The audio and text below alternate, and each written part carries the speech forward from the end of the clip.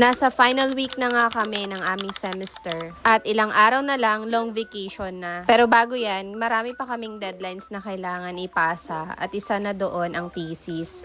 Meron pa pala kaming pinasukang subject at isa lang naman yon tuwing Thursday. Sa subject na to ay Compensation Administration. Sobrang nakaka-relate nga ako sa subject na to. Kasi nga, meron akong background from HR Administration before. Tapos kinagabihan, meron akong shoot na video and kasama ko dito yung asawa ko habang naglalakad-lakad kami. Meron kasing kapwa estudyante sa PUP-OUS na nag-request ng testimonial video. Tapos ito nga yung direct message na sa akin. At first, hesitant pa nga akong tanggapin kasi medyo nahihiya ako.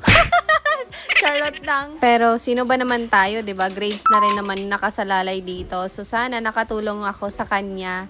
But anyways, kinabukasan naman pumunta kami sa school ni Jace. Meron kasing brigada bulilit doon sa daycare na papasukan ni Jace. Parehas lang pala to ng daycare na pinasukan niya last year. This time kasi hindi na siya saling kit-kit. Legit na siyang mag-aaral ng daycare kasi 4 years old na siya. And-enroll ko kasi siya last time for socialization. Nako, sobrang worth it ng ginawa ko kahit medyo magastos lang kasi twice nga siyang mag-aaral. Meron namang uniform si Jace maliban lang sa PE t-shirt. Nagbago na kasi yung kulay nito. Dati kasi puti yung kulay niya pero ngayon yellow na. Malaking size na rin pala yung kinuha ko kasi ang bilis niyang lumaki at tumangkad. Yung ibang uniform niya last year, magagamit pa rin naman niya ngayong pasukan. Ang sabi nga ng teacher, meron na daw nag-volunteer na magpintura dito sa loob. Malaking bagay na rin yun sa mga teachers at magulang. Kaya thank you po. Tapos pinatulong ko na rin yung kapatid ko sa pagtali ng mga sako na hahakote ng basurero. Saglit lang din kaming dumaan dito at nung matapos na yung kapatid ko sa ginagawa niya, umuwi na rin kagad kami kasi meron pa akong thesis na kailangan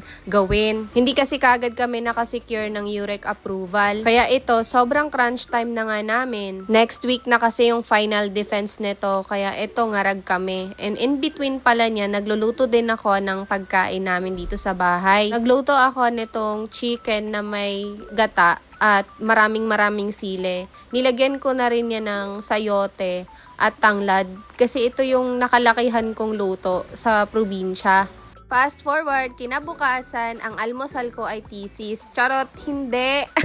In between pala ng thesis ko, gustong magpapansin ng anak namin. Kaya ayan, pinagbigyan ko siya. Nag-video okay muna kami habang nakabreak ako sa pagbabasa nga ng thesis namin. Tapos nagluto na rin yung asawa ko ng beef kare-kare para sa pagkain namin ng buong araw. Para maintindihan ko rin yung binabasa ko, sinusulat ko din siya at fast forward, naligo na nga ako dahil meron pa akong thesis meeting kasama yung mga kaklase ko ngayong 3:00 ng hapon. Kayo ba, anong update sa finals nyo? Comment down nyo nga kung ano yung mga pinagagawa nyo ngayon. Yun lang, bye!